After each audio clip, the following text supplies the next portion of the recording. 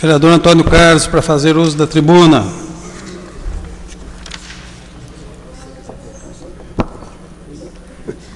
Senhor presidente, nobres colegas, senhoras e senhores. Senhor presidente, eu queria inicialmente aqui deixar a minha posição do diálogo, do entendimento, né? Os moradores do bairro São José que aqui estiveram presentes, se manifestando, eu creio que é um direito que os mesmos têm de se posicionarem contrariamente à implantação de um abrigo para cães naquela região onde, até pouco tempo atrás, nós participamos da implantação de um posto da Polícia Militar, que infelizmente não foi adiante, né? Assim como em outros locais também colocou-se posto policial, mas só o posto policial não vai adiantar nada, tem que ter o policial lá trabalhando, né? Então, eu até conversando com alguns moradores do bairro São José aqui, eles apresentaram uma sugestão: por que não fazer esse abrigo lá perto do CCZ, né? Construir as baias lá perto do CCZ, ou num local onde não tenha nenhum empecilho, nenhuma divergência, nenhuma polêmica. Então eu queria deixar aqui o meu posicionamento. Sou totalmente favorável ao abrigo. Acredito que é uma ideia realmente das mais interessantes e nós temos cobrado aqui, quase todos os vereadores, providência nesse sentido, devido à grande quantidade de cães soltos e abandonados pelas ruas. Mas se a população lá está se manifestando, nós temos que ouvir. São cidadãos. O bairro São José é um bairro que precisa de muita coisa para melhorar as condições de vida da população. Uma população que espera, que sonha com melhorias na sua estrutura, nas suas ruas, né? A cobertura da própria quadra de esportes, que está totalmente depredada. Aquilo seria de grande benefício para a comunidade, não só para o esporte, mas também para outras atividades. Enfim, é um bairro que realmente é carente de providências positivas. Se está causando polêmica, não fui eu, não foi nenhuma outra pessoa que colocou na cabeça das pessoas, dos moradores, que eles têm que se posicionar dessa ou de uma outra forma. Eles entenderam dessa maneira e a manifestação foi clara que hoje nós estamos num regime democrático e temos que ouvir cada vez mais a nossa população. Eu queria mostrar mais uma vez aqui algumas fotos e,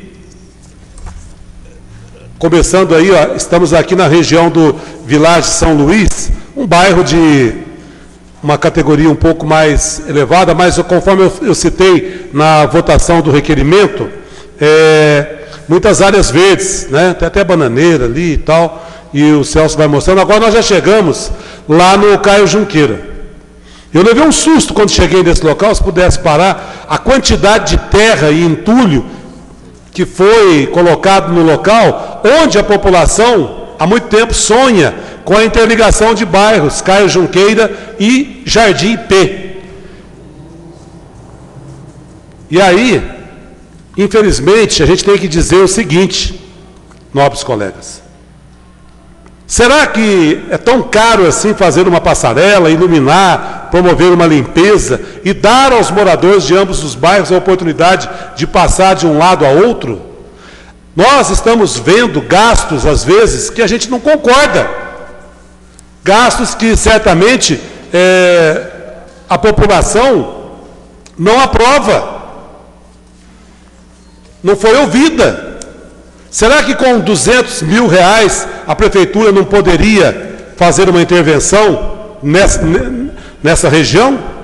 Evitar cenas como essa, fotos como essa de colocação de entulho, resto de construção, terra, material aí nessa área verde?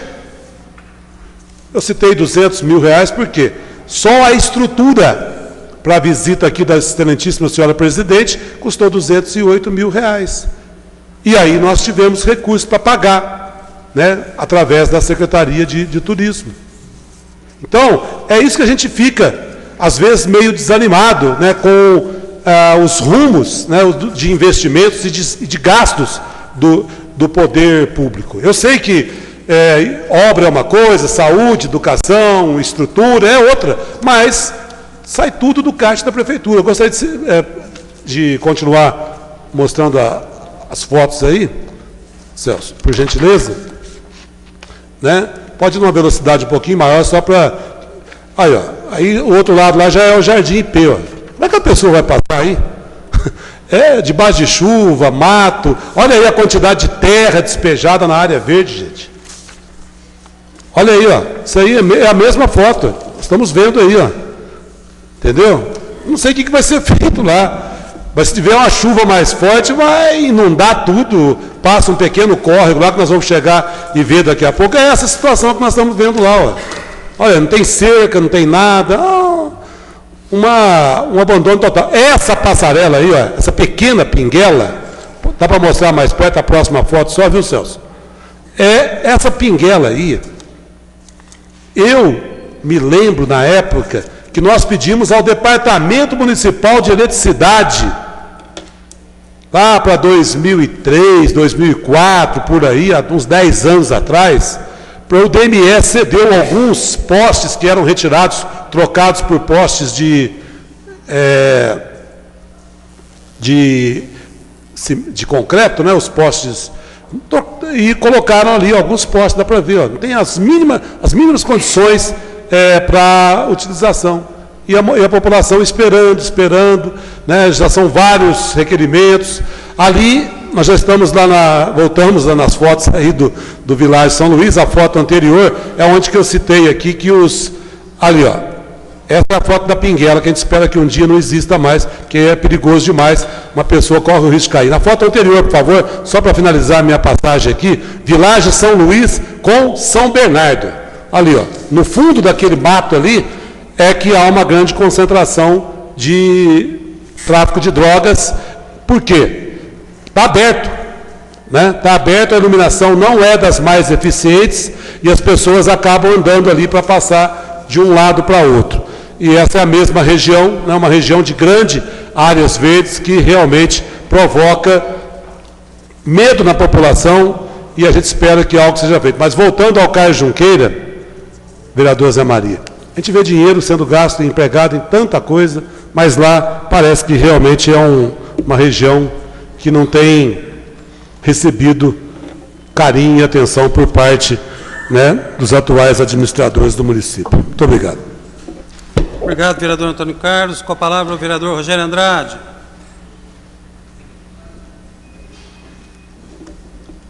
Senhor presidente, nobres colegas, como eu falei, tem até uma planilha aqui, negócio de verbas, e aí eu fui pesquisar isso aqui no Congresso para ver como que era. Existem muitas verbas que são colocadas e são contingenciadas pelo governo. O governo não libera o dinheiro, mas fica-se falando que foi pedido. E eu estava vendo aqui, tem muitas coisas que veio para o município, que eu vou falar do Geraldo Tadeu, que ele fez aqui. Em 2010 teve muitas contingências do governo que não veio, mas ele reivindicou de novo no outro ano e acabou vindo para o município. Então, tem várias propostas, várias emendas que veio para o governo. Depois eu até vou tentar resumir isso aqui para passar, mas geralmente teve emendas para Santa Casa, Prefeitura, Instituto Federal do Sul de Minas, Prefeitura, Polícia Militar, Prefeitura, Instituto Federal do Sul de Minas, Santa Casa, Prefeitura, Instituto Federal do Sul de Minas, Unifal, Prefeitura,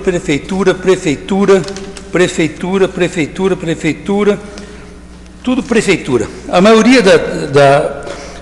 do Sismarpa, a maioria das emendas foi tudo direcionado para o município poder fazer coisas para a população. Espero que os outros deputados que tiveram voto aqui tenham feito as mesmas coisas, mandado dinheiro para o município para benefício da população. Outra coisa que eu estava pesquisando e acabou hoje aparecendo no jornal, uma coisa que me preocupa. Nós falamos muito em guerra, conflito na Ucrânia, Palestina. Eu acho que a gente tem que se preocupar. Mas existe uma guerra que acontece dia a dia no país e a gente não vê muita coisa falando, que é as mortes no trânsito. Hoje no Jornal de Posse eu estava fazendo uma pesquisa, até me chamou a atenção por causa que isso veio até quando? Em 10 anos sumiram 3 cidades de Poços de Caldas do Brasil. Em 10 anos morreram 536 mil mortos no Brasil pelo trânsito. Ou seja, 3 cidades de Poços de Caldas em 10 anos sumiram do Brasil, em morte do trânsito. Isso só em pesquisa no DPVAT. Você imagina o que deve ter de morte que não foi feita no DPVAT, que não foi acionado o DPVAT. Então isso é uma luta, é uma guerra diária que nós temos no nosso país, e a gente não vê atitude nenhuma disso. É uma coisa que nós temos que ver: excesso de velocidade, trânsito, fiscalização. Então, eu acho que lógico que a gente tem que ficar preocupado com a Palestina, com tudo isso, acho que mas nós teríamos que ter uma briga melhor, um empenho melhor a nível federal, tudo, sobre o trânsito. As estradas nossas ruins, as condições de fiscalização, o equipamento da nossa polícia, para a gente ver. Eu estava vendo ontem uma reportagem sobre para pesar caminhão, o que acontece hoje. Estão desenvolvendo no Paraná um sistema que o caminhão não precisa parar mais para pesar, ele pode ir movimentando, saber, porque o caminhão pesado, excesso de peso, buraco na estrada e os acidentes vêm, excesso de velocidade. Então, nós precisamos ter uma consciência, que eu acho que é lá da educação, das crianças, vir mostrando o trânsito, o que precisa melhorar no trânsito. E volta ao trânsito de Poços de Caldas. A João Pinheiro é uma pista de corrida. Aquilo ali está um perigo. O Tiaguinho passa ali todo dia, eu estou no Quero trabalhar, eu passo todo dia lá. Aquilo ali é uma pista de corrida. Aquilo ali tem que se fazer alguma coisa. Será possível que não pode pôr um carro da polícia lá parado, pelo menos com aqueles giroflex acesos, para ver se diminui a velocidade daquele carro? É um absurdo que você vê caminhão correndo ali. O caminhão faz o que quer, do jeito que quer ali na João Pinheiro. Carro, a cegonheira para ali na terceira pista ali, você dá de cima de uma cegonheira que você está vindo ali, e o cara desvia, entra. Então, é um absurdo. Precisa atravessar a rua, ali em frente à Fiat, tirar aquele semáforo ali, em frente à PAI. Como que você vai atravessar ali? Isso é um absurdo. E nós não vemos nada, ninguém faz nada. Entendeu? Isso aí não é mais da Polícia Militar? Cadê os agentes de trânsito? Teve o concurso, cadê os agentes de trânsito para trabalhar nisso? Entendeu? Tem que fazer alguma coisa, por radar, eu não sei o que tem que ser feito, mas tem alguma coisa que tem que ser feita. Vamos esperar acontecer um desastre, acontecer igualzinho aconteceu em São Paulo essa semana, atropelou o pessoal correndo lá, tudo bem que o cara estava bem, mas pode acontecer na João Pinheiro. Ali tem uma ciclovia, daqui a pouco um carro pode entrar em cima da ciclovia, e aí? Vai matar algum transeunte, algum atleta, e aí nós vamos ficar lamentando aqui? Então, eu acho que a gente tem que pensar um pouco nisso. Cadê os agentes de trânsito? Cadê a companhia de engenharia de tráfego? Cadê as coisas que têm que ser feitas? É igual o Antônio Carlos está falando. Às vezes se gasta muito em coisas que não é benefício para o povo. Agora tem que se gastar certo. E isso são os últimos 20 anos é desse jeito. Sempre, toda administração a gente está falando isso. Na outra a gente falava que gastava dinheiro à toa, nessa a gente fala, na próxima a gente vai falar, será de novo? Essa ligação do Caio Junqueira é um absurdo, é mais fácil consertar do que ficar daquele jeito. E assim vai indo, muitas coisas. Lá no Country Club, lá na Pedro Galha, aquilo é um absurdo. Eu reclamo, fui lá cortar o mato e continua do mesmo jeito. E o pessoal deposita material de construção em cima, tudo, cavalo pastando e tal. E é coisa da prefeitura, porque é um rio. O que você vai fazer? Cadê a calçada? Custa fazer uma calçada? Custa passar uma massa asfáltica ali, qualquer coisa, para o povo andar? Então, são as coisas que a gente vai ficando. E está passando anos, e nada é feito. Então, isso é um desabafo, assim. Na outra administração pedi, nessa eu pedi, quem sabe na próxima, faça. Entendeu? Porque não tem jeito, custa fazer uma calçada lá, vai lá, corta o mato e está lá, já cresceu o mato de novo. E aí? Onde o pedestre anda? De manhã cedo, vai trabalhar, tem que andar no meio da rua. Aí para carro lá na rua e vai para andar no meio da rua mesmo. Então não tem jeito. Então, você vê, o trânsito está matando muita gente e nós, que somos do legislativo, do executivo, tudo, somos culpados disso, porque não se toma atitude nenhuma. A gente fala que pede e não faz. Então, eu espero que os agentes de trânsito comecem a trabalhar. Foi feito o concurso, está aí, vamos ver se vai trabalhar e vamos ver se a gente consegue melhorar o trânsito de Poços de Caldas. Porque hoje você não anda em Poços de Caldas. Imagina daqui 4, 5 anos como vai estar. Obrigado. Obrigado, doutor Rogério Andrade. Com a palavra, a vereadora Maria José.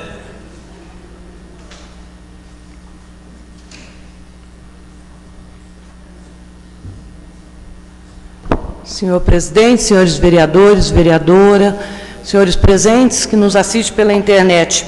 Minha fala é rápida, é a respeito de uma resposta sobre a questão dos cargos no DME, né, do senhor Fernando Poço, que também é o nosso secretário de governo, uma resposta muito delicada, mas que eu quero deixar aqui, que realmente não tem cabimento em termos de legalidade, porque diz que o senhor Fernando Poço assumiu o dia 17 de janeiro, atende aos requisitos da Lei Complementar 111, de 27 de março de 2010.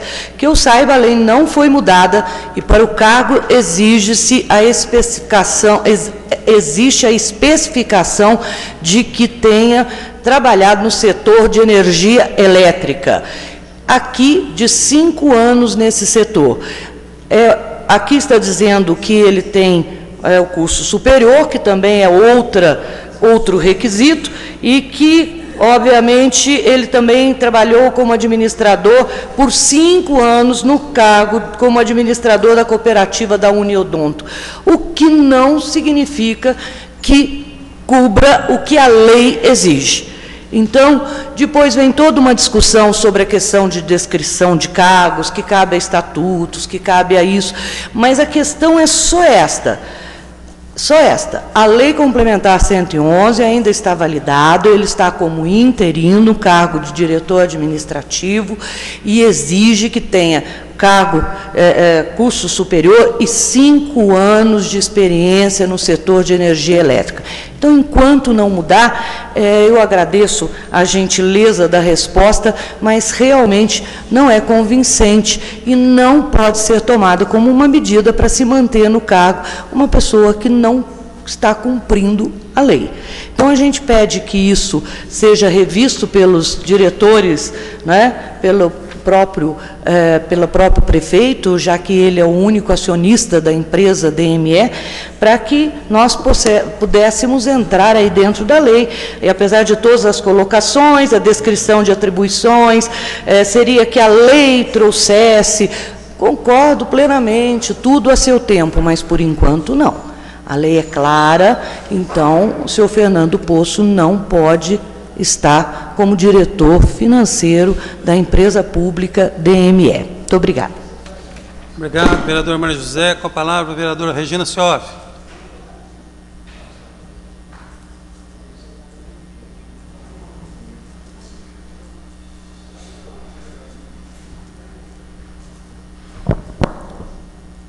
Senhor presidente, caros colegas vereadores, vereadora, presentes, aqueles que nos assistem pela internet, eu também não poderia deixar de manifestar aqui essa celeuma que se criou em relação ao abrigo dos animais lá no bairro São José. Eu também quero manifestar minha opinião que o diálogo é fundamental para nós chegarmos a uma solução que contemple, né, os animais e, obviamente, a população. Eu acho que é muito importante em tudo que se faz o planejamento.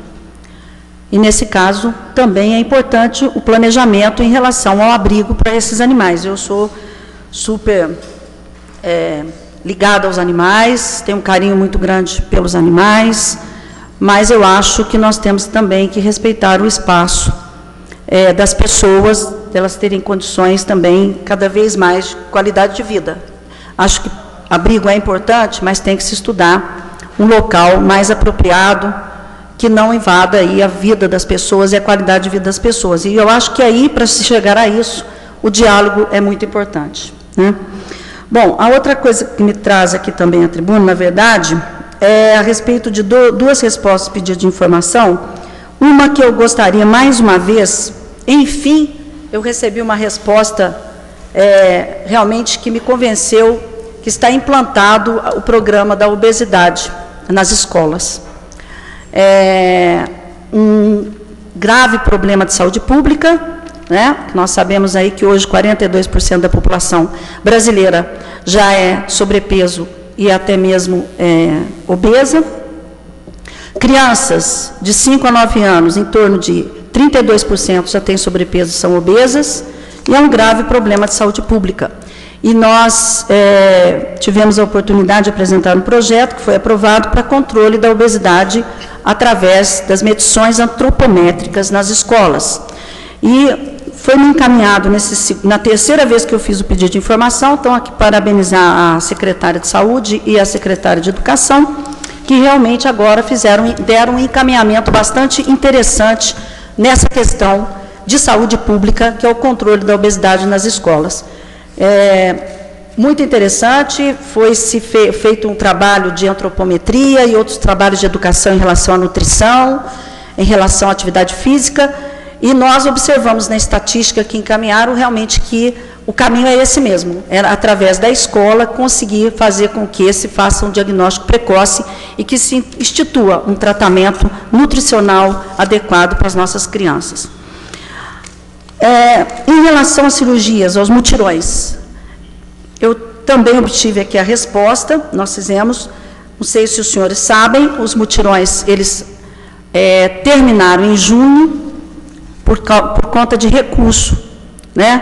Então, estava programado em torno de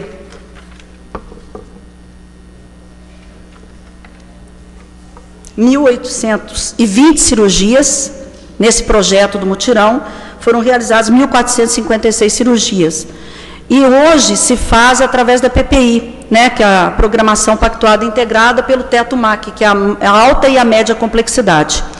Então, se faz cirurgias hoje somente pelo teto físico e financeiro, ou seja, não tem mais os mutirões, né, o que foi muito importante para dar vazão às cirurgias. E a gente observa ainda que existe uma demanda reprimida grande, né, de cirurgias, tanto para o Hospital Santa Lúcia, quanto para o Hospital Santa Casa. Então, essa demora na espera de cirurgias, esta semana que passou, por uma espera de 1 ano, vereador Rogério Andrade, nós tivemos uma pancreatite calculosa, devido a cálculo, gravíssimo, né, que está realmente num prognóstico bastante grave, aguardando cirurgia de vesícula. Né? Embora os mutirões aconteceram, ainda nós temos casos graves aí esperando, pessoas sofrendo com dor. Então, essa é uma política realmente que não tem mais como nós aguardarmos posições. Fala-se que tem muito dinheiro, recurso lá na União, e que os municípios também deveriam estar colaborando, mas mais que o município, Poços de Caldas, 32% do seu orçamento gasta em saúde, inclusive algumas cirurgias que o mutirão veio um valor menor, quem arcou com as cirurgias, com os custos da cirurgia, foi o próprio município, para dar andamento em algumas cirurgias que já estavam autorizadas pelo AIH. Então, está aqui uma resposta bastante completa também. Aqui eu quero parabenizar o Edson Avella, que respondeu a todos os questionamentos, não escondeu nada, valores, o que aconteceu, tabelas, os médicos que participaram da cirurgia e tudo mais. Então, eu acho que é assim, esse respeito com a Câmara Municipal, que a gente espera sempre encontrar respostas que venham realmente a dirimir as nossas dúvidas, né? Uma outra questão que eu quero colocar aqui é em relação à UPA. Bom, está acontecendo o que nós achávamos que ia acontecer realmente, né? Pessoas aguardando vagas, pacientes chegando de outras regiões, de outros municípios, que tem que chegar mesmo, porque a UPA ela é regional, né? E, novamente, nós estamos com um problema mais sério ainda de vagas hospitalares. Então, aquilo que nós falávamos, Rogério teve a oportunidade de falar muitas vezes aqui também, em relação a que isto ia impactar num problema seríssimo no atendimento terciário, já está acontecendo com tendências a piora. E outra coisa importantíssima é que se implante urgentemente o protocolo de Manchester. Não se implantou. O protocolo de Manchester é gravidade, se é, por exemplo, a cor vermelho, tem que ser atendido imediatamente. Então, nós temos histórias de pessoas que chegam até com AVC, aguardando consulta. Que não adianta transferir a policlínica para a UPA. O processo é outro. Não adianta simplesmente transferir de local. E é isso que nós estamos observando, uma transferência de local. Então, o processo todo operacional continua do mesmo jeito da policlínica, né? Estrutura tem. Será que foi feita a capacitação da equipe toda?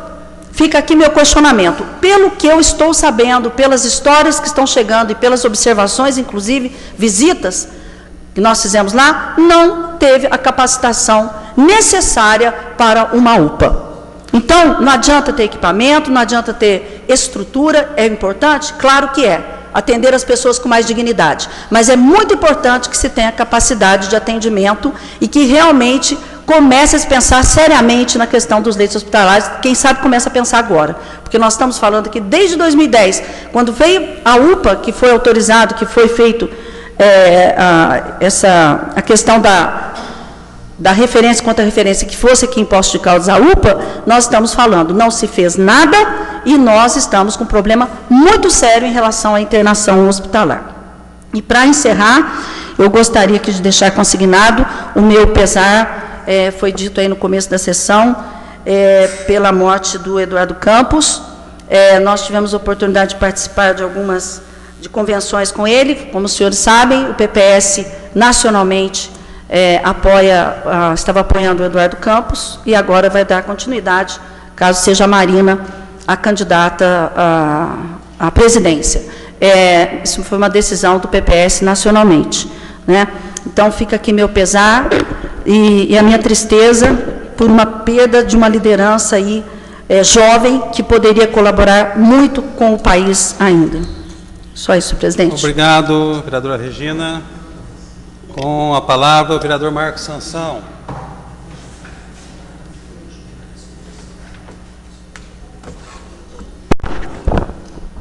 Senhor presidente, senhor secretário, nobres colegas vereadores, público presente. Senhor presidente, venho à tribuna falar primeiramente sobre o Parque Municipal. Adentrando ao Parque Municipal, a primeira coisa que a gente vê é uma placa que tem proibida a entrada de cachorro, patim, bicicleta. E não é o que se vê hoje. Hoje é uma reclamação geral de uso de droga dentro do parque. Os alambrados que foram colocados, inclusive foi até uma emenda parlamentar do deputado Carlos Mosconi, foi feita a reforma do alambrado ali, cortaram todos e o pessoal invade de todos os lados do parque para usar droga, para fazer todo tipo de coisa no Parque Municipal. Os cachorros estão atacando as pessoas que estão correndo, fazendo atividade física, adolescentes, nem tão adolescentes assim, estão andando de bicicleta, correndo de bicicleta na pista onde era para se fazer Cooper, para se fazer caminhada, e estão trazendo cachorro, estão andando de patinho, então aquilo virou terra de ninguém, ali não tem mais lei. Na época que tinha o guarda municipal, o Matias, ele tomava conta daquilo sozinho, e hoje não se toma mais. Hoje as portas estão abertas, os alambrados estão todos danificados e aquilo tem uma invasão de todos os lados e o parque ficou sem lei. Então peço um auxílio aí para que volte o Parque Municipal volte a ser como era antes, com ordem naquele lugar, para que as pessoas possam desfrutar melhor ali. Outra coisa é sobre a pintura na Avenida João Pinheiro, pintura das faixas na Avenida João Pinheiro.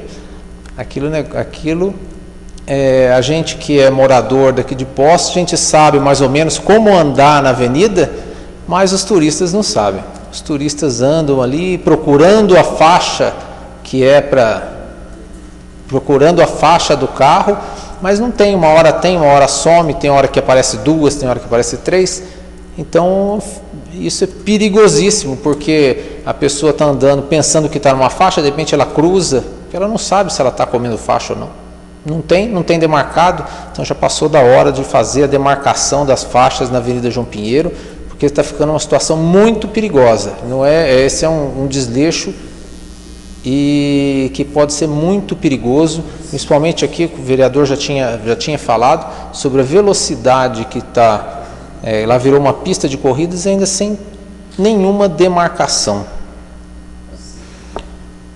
Mais uma reclamação, venho mais uma vez fazer reclamação dos caminhões no centro da cidade. Havia feito um pedido de informação, foi respondido que fizeram várias autuações e blitzes, mas eu não vejo essas autuações nem blitzes no centro da cidade. O que eu vejo é cada vez mais o número de caminhões no centro. Inclusive, no final de semana tinha um caminhão carregando boi, passando no centro da cidade. Então, vê o transtorno que isso faz. Um caminhão muito grande carregado de boi. Devia ir para algum frigorífico da cidade e ele resolveu cruzar pelo centro, sem que tivesse qualquer empecilho. E todas as entradas da cidade têm uma placa dizendo a lei, citando a lei, mas que nada acontece. Então a gente vê os caminhões da Danone, todos passam, os caminhões das transportadoras daqui de Poços, todos passam, e cada vez mais os caminhões enormes, bitrens, todos passando no centro da cidade. O vereador Rogério já tinha dito antes do problema que é um caminhão com peso excessivo, estragando o asfalto e fazendo também, danificando o asfalto e o trânsito, que já não está aquelas maravilhas. Aproveitando a deixa que foi dada sobre emendas parlamentares, tudo, queria registrar aqui, eu busquei alguma coisa que foi feita através do deputado Carlos Mosconi, de algumas emendas, e eu vi que foram emendas assim, de vários teores, em vários valores, e assim foi muito pulverizado. Então tem emendas não só para a cidade, como para instituições, para a Santa Casa, teve para a Fundação Gota de Leite, a DEFIP, Associação de Assistência dos Deficientes Visuais, a ACD, Lar dos Velhinhos, entre outros, que eu tenho uma relação grande aqui, mas entre outros. E eu estava somando aí de duas legislaturas o valor, deu quase 8 milhões de reais, foram pulverizados através das instituições da cidade e também com o município. Teve reforma do parquinho, o raio-x na policlínica, entre outros que estão todos descritos aqui nesse documento. Então, eu quero, só para registrar a atuação aqui do deputado Carlos Mosconi na cidade, nessas legislaturas que ele teve, que ele fez, ele não concentrou todas as suas forças em apenas um setor, e ele conseguiu pulverizar, atendendo os setores mais diversos da cidade, e colocou aí quase 8 milhões em emendas parlamentares, convênios com o Estado, que creio que ajudou bastante todos os munícipes aqui. Era só isso, presidente. Obrigado. Obrigado, vereador Marcos Sansão. Com a palavra o vereador Flávio Faria. Enquanto o Flávio se dirige à tribuna, eu queria avisar os senhores vereadores que agora, no dia 21 de agosto, às 19h30, na URCA, nós teremos aí a última palestra do ciclo promovido aí pela Autarquia Municipal e pela Câmara Municipal de Poços de Caldas, o ciclo de palestras sobre a ditadura civil-militar, para relembrar e construir uma nova história. Então, nesta quinta, 19h30, na URCA, a palestra será do jornalista Bernardo Kucinski, que teve uma irmã assassinada pela ditadura, e o tema é a ditadura pelos olhares do jornalismo e da ficção. Senhor presidente, vereadores, demais presentes. Senhor presidente, eu gostaria de iniciar minha fala manifestando em relação à questão, como algumas pessoas que me antecederam também manifestaram, sobre a polêmica que existiu aí, principalmente nas redes sociais, referente aí à questão da implantação, da instalação de não canil, né, mas de um espaço para atender os animais sadios. Só para, de forma muito tranquila, muito serena, inclusive, na semana passada, nós tivemos a oportunidade de conversar com algumas pessoas ligadas a essas entidades que, de forma legítima, lutam em defesa dos animais em nosso município. E nós manifestamos aí, de forma muito clara, muito tranquila, muito serena para essas pessoas, que nós construímos um processo aí com o Executivo, através da solicitação de moradores que nos procuraram aqui no Poder Legislativo, onde manifestaram a necessidade de uma maior compreensão, de um maior entendimento sobre essa possível interferência até aquele momento em relação ao bairro São José.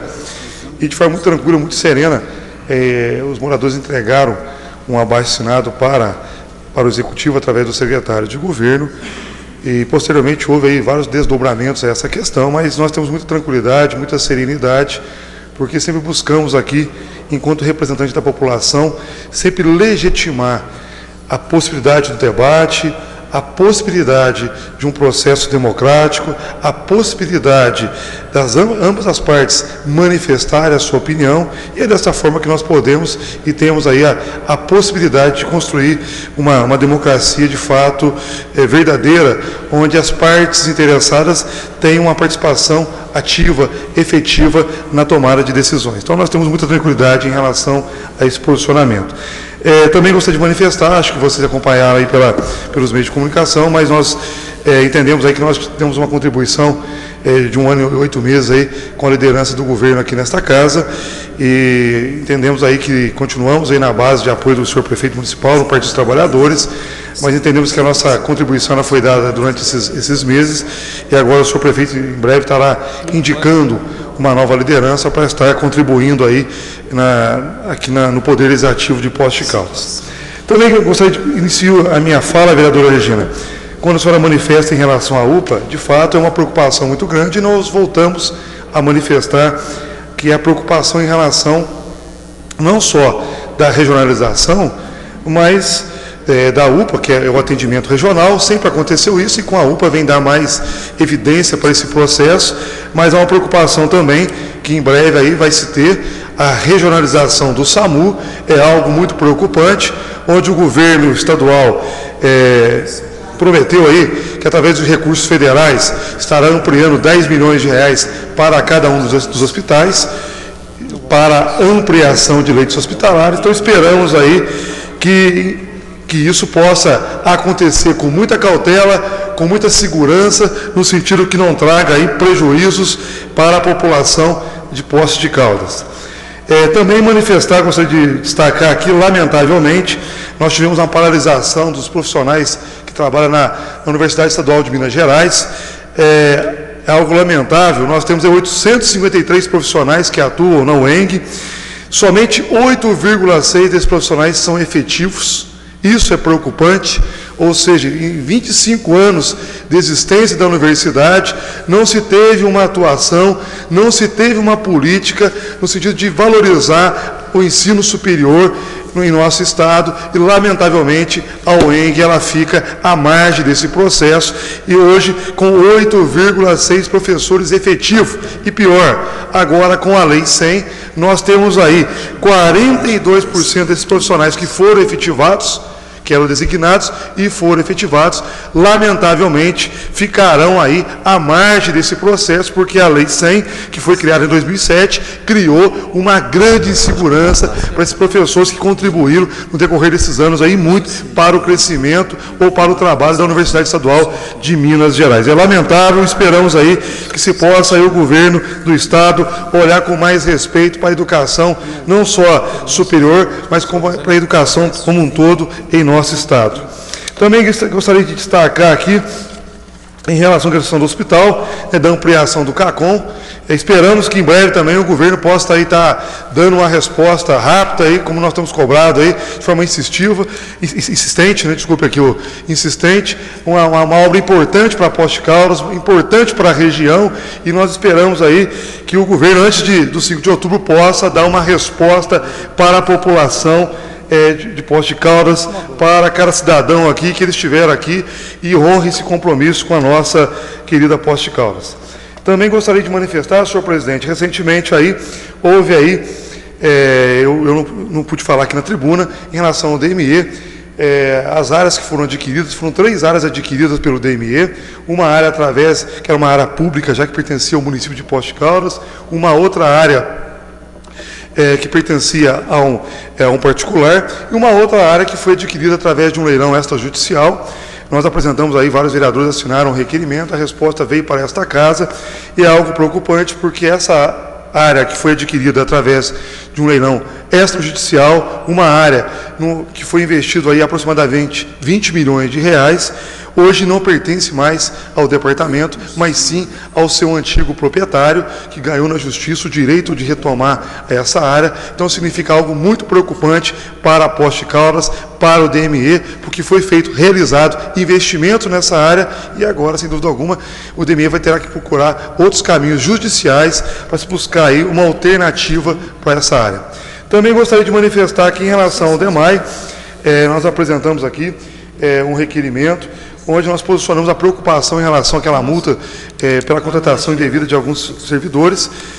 Houve aí uma audiência no dia 6, e nessa audiência se estabeleceu uma interrupção por 60 dias, mas o avanço que se houve aí é que conseguiu-se excluir alguns servidores. Se não me falha a memória, foram 4 servidores que se excluiu que havia no cálculo de forma errada, mas continua o problema sério para o DEMAI em relação a essa multa. Isso é muito preocupante, porque é dinheiro público, é dinheiro que pertence aí ao povo de Poços de Caldas, então temos que ter muita responsabilidade nessas questões. E também, para encerrar aqui minha fala, nós recebemos aí uma resposta em relação à Marmitex, do servidor. Esperamos que o Executivo em breve tome uma ação. São 290 servidores que fazem uso da Marmitex, um valor de R$3 por cada refeição, um valor até significativo, mas ainda não se tem um estudo, né, uma situação definitiva para se dar uma resposta, porque nós sabemos aí a qualidade do alimento que é servido nas escolas, a qualidade do alimento que é servido aí, quando era servido no refeitório, era muito boa, mas, lamentavelmente, a Marmitex, há uma reclamação muito antiga, e esses servidores estão pedindo aí para que se crie um vale de alimentação, algo específico, para que possa aí melhorar a qualidade da alimentação que chega para esses servidores. Obrigado. Muito obrigado, vereador Flávio Faria.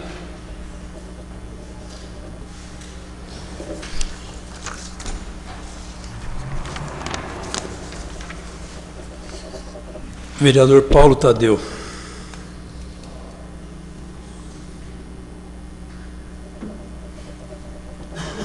Senhor presidente, senhores vereadores, eu queria rapidamente comentar aqui.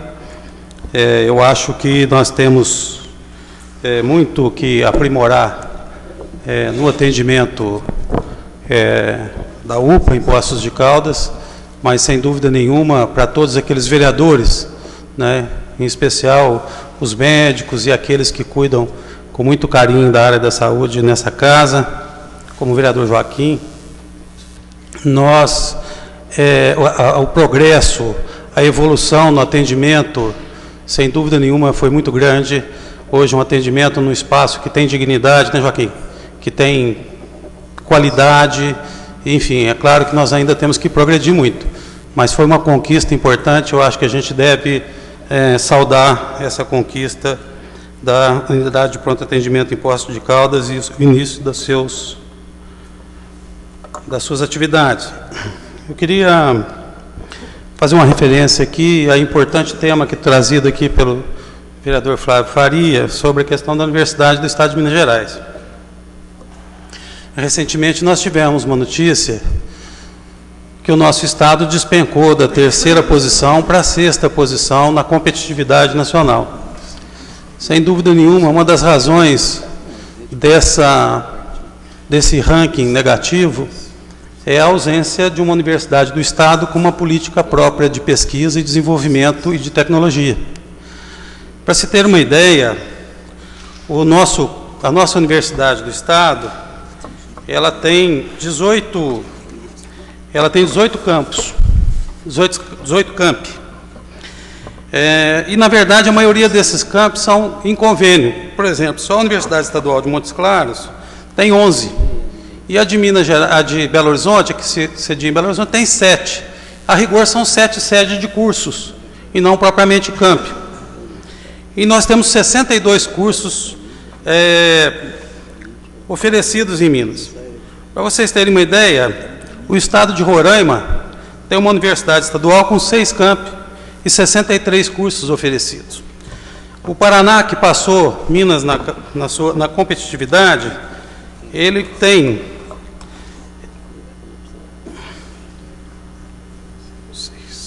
6 universidades estaduais.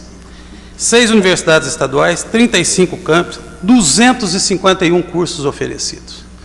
Então, sem dúvida nenhuma, se nós não investirmos com seriedade, com responsabilidade, sabendo da importância de uma universidade estadual, sabendo da importância não apenas na formação acadêmica, na pós-graduação, mas, sobretudo, para poder desenvolver políticas próprias do Estado nessa área de desenvolvimento e de tecnologia, nós continuaremos a perder espaço no país, continuaremos a perder posições no ranking que, de certo modo, nos coloca hoje numa situação de extremo constrangimento, porque, afinal de contas, despencar 3 posições em competitividade no país é algo extremamente sério e que revela com clareza que há algo muito errado na política de desenvolvimento do Estado e na política de tecnologia do Estado. Mas eu queria fazer uma referência aqui que eu considero muito importante. No próximo domingo, dia 24 de agosto, nós estaremos lembrando da história do país e dos 60 anos do suicídio do presidente Getúlio Vargas. No momento em que nós vivemos, e mais recentemente temos vivido isso com estranha intensidade, a lembrança da história que o Brasil viveu naquele período é fundamental para que a gente não a repita. Como dizia Marx, a história se repete primeiro como farsa, depois como tragédia. E nós temos que nos debruçar e refletir sobre aquele período. O que levou o presidente Getúlio Vargas ao suicídio? O que levou o presidente Getúlio Vargas, como disse em sua carta testamento, sair da vida e entrar para a história como um dos estadistas mais importantes de toda a história da América Latina. Getúlio foi ministro da Fazenda em 1926, 1927, foi governador do Rio Grande do Sul, substituindo Borges de Medeiros, e foi candidato a presidente da República, enfrentando o candidato Júlio Prestes, apoiado por Washington Luiz. Naquele momento houve uma ruptura de um acordo histórico entre paulistas e mineiros que ficou conhecido como a República do Café com Leite. Um ano o presidente era mineiro, um ano o presidente era paulista. E nós tivemos uma eleição, como todas as eleições da República Velha, uma eleição viciada, uma eleição fraudada de ambos os lados. Getúlio aceitou inicialmente a derrota, mas algo absolutamente inesperado, um crime de alcova, vamos dizer assim, que matou João Pessoa, criou uma grande comoção nacional, e Getúlio então fez um enfrentamento e derrubou a República Velha para fundar o Brasil novo. O Brasil industrial, o Brasil contemporâneo, começou com a Revolução Liberal de 1930, rigorosamente a única revolução na história do país. Outras foram chamadas de revolução e não foram. Getúlio, então, esteve à frente do poder até 1934, quando, a partir da Constituição, foi eleito presidente pela Assembleia Constituinte. Em 1937, deu um golpe e implantou a ditadura do Estado Novo, que durou até 1945.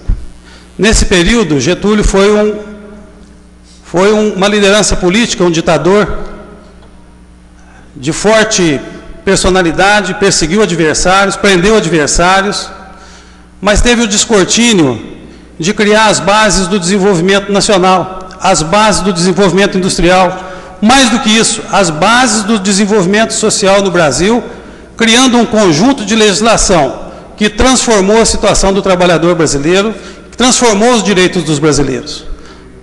Rigorosamente, Getúlio, quando volta com a eleição de 1950, ele volta nos braços do povo para uma nova rodada de progresso, uma nova rodada de desenvolvimento, quando foi criada a Petrobras, quando foi criada as bases do Sistema Elétrico Nacional, quando foi criada as bases de uma política externa independente, de uma política externa equilibrada e que defendia os interesses do Brasil em escala mundial.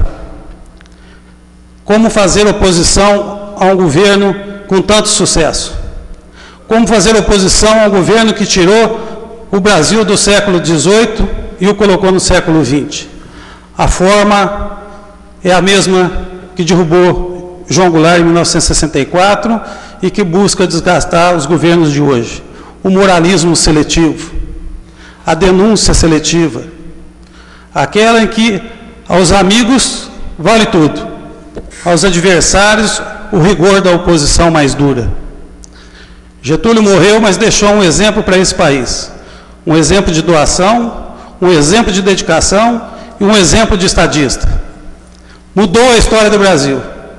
E todos aqueles que têm no coração o desejo de transformar e tornar o Brasil definitivamente um país mais justo, mais solidário e mais igualitário, deve render, nesse domingo, dia 24, uma justa homenagem a um dos maiores estadistas da América Latina. Verificação de quórum.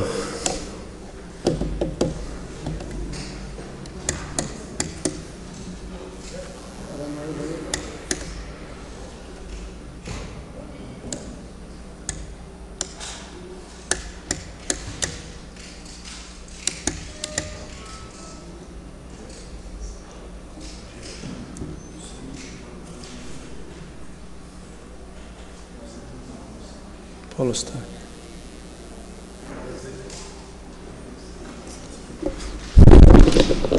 Sob a bênção de Deus, declaro encerrados os trabalhos da presente reunião. Solicito todos em pé que saudemos o pavilhão nacional com uma salva de palmas.